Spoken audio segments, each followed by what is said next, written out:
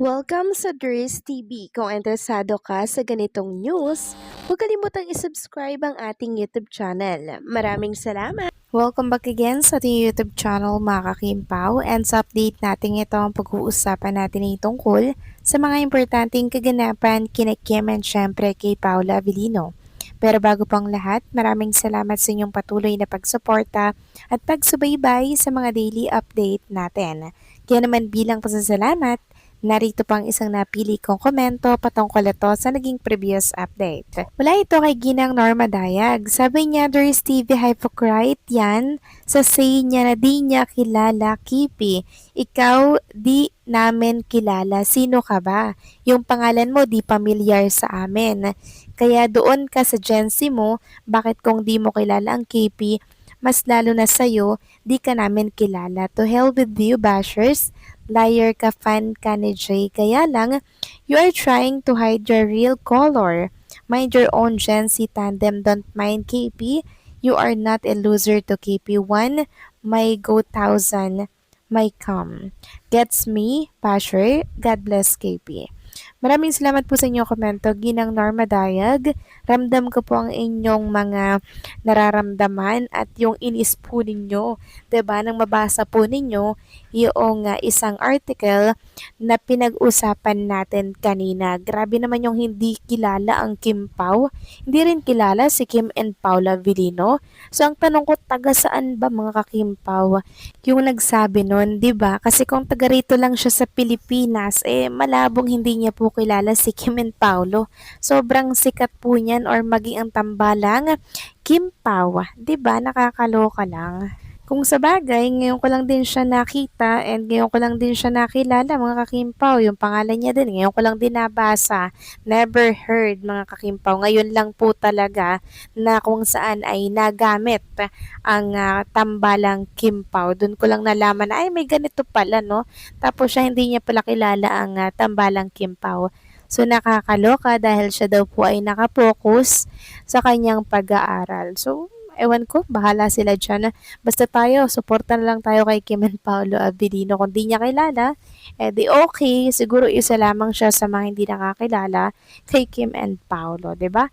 So maraming salamat po sa inyong komento. Ginang Norma Daya, God bless po sa inyo at mabuhay kayo.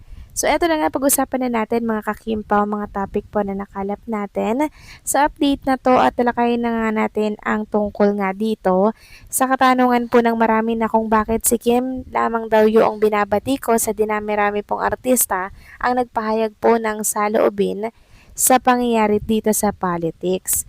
Sabi nga dito ni Shershe, bakit kaya sa dami ng mga taong nagbigay ng opinion tungkol sa mga nangyayari sa ating bansa, si Kim Chiu lang ang tila naging sentro ng pambatiko sa social media?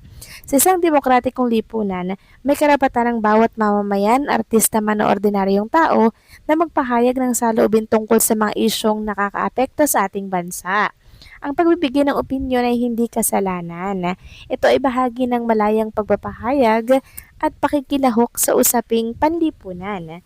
Si Kim Chiu bilang isang Pilipino ay may parehong karapatan magsalita, magtanong at magbahagi ng kanyang pananaw. Hindi dapat maging batayan daw ang panghusga, ang kanyang kasikatan. Ang pagiging sikat ay hindi nangangahulugang wala na siyang karapatan magpahayag ng nararamdaman at syempre ng paniniwala. And also, hindi natin kailangang sumang-ayon sa lahat ng sinasabi ng isang tao.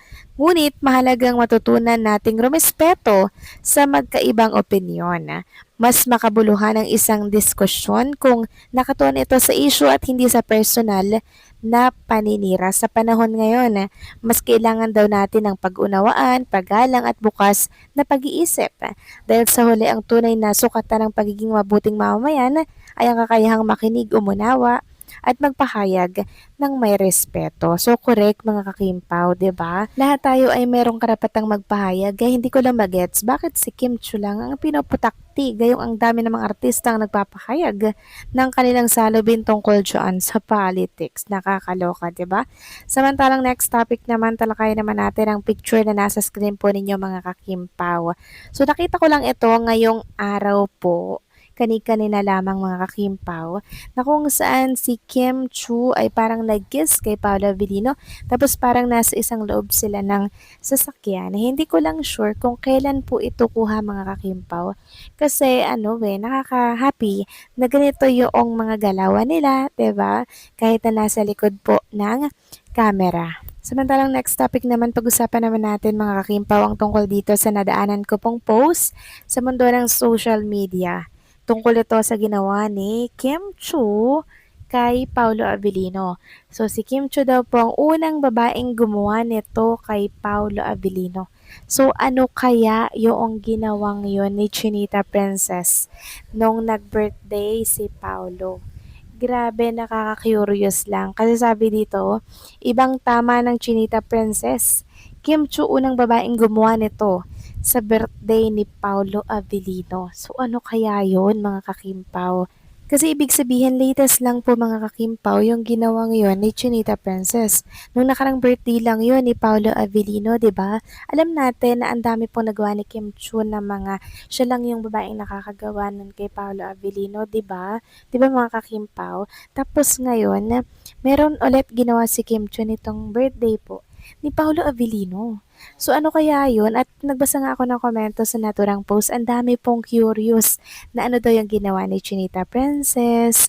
So meron mga nagsasabi na ayun nga po, pinaghanda si Paolo ng isang birthday party na kung saan ay mga kakilala lamang daw nila yung imbitado doon, like family po ni Paolo, family ni Chinita Princess, ganyan. So si Kim Chu lang pala yung nakagawa nun mga kakimpaw sa mga naging girlfriend or kasintahan ng isang Paolo Avellino. Grabe no, talagang ramdam natin yung pagmamahal ni Kim Chu and Paolo Avellino sa isa't isa. The feeling is mutual talaga mga kakimpaw, at pakiramdam ko matutuloy na talaga ito mga kakimpaw sa simbahan, 'di ba? Kasi mga kakimpaw talaga ang lalim na ng relationship, ng samahan po nila sa isa't isa. Kaya pala nung nakaraan mga kakimpaw, merong mga nagsasabi at kumakalat na usapan na by next year, sa mga susunod daw na taon, ay ikakasal na daw si Kim and si Paolo Avellino. Pero syempre mga kakimpaw, hindi tayo muna maniniwala sa mga usapan na yan hanggat hindi po ito nangyayari, 'di ba? Kasi ang mahalaga dito ay mangyari muna bago tayo maniwala, 'di ba? Although nakikita natin kung gaano nila kamahal at kagusto ang isa't isa, pero syempre nakaplano na po ang lahat. 'Di ba? Yung kanilang pagsesettle, 'di ba? At pagbubuo ng kanilang pamilya, nakaplano na 'yan, at ang lahat po ay may tamang panahon for Kim and kay Paolo Avellino. Alam niyo naman si Kim Chu mga kakimpaw, ang gusto po niyan ay nakaayos po lahat bago po siya gumawa ng hakbang, 'di ba? Talagang ino-organize niya lahat bago po siya pumasok sa isang panibago na naman po mga kakimpaw na sitwasyon, which is yung pag-aasawa, pagbuo po ng pamilya. So kayo ba, agree ba kayo dito mga kakimpaw? Please comment down below.